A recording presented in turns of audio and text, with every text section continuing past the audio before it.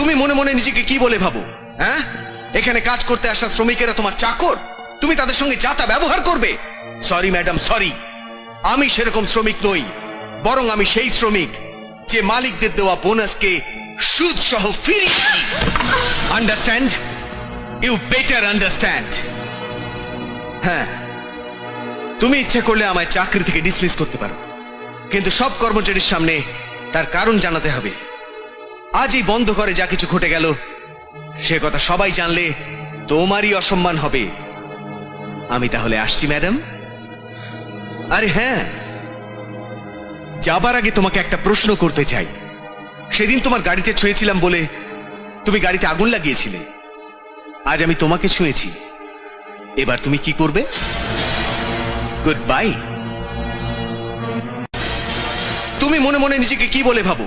হ্যাঁ, এখানে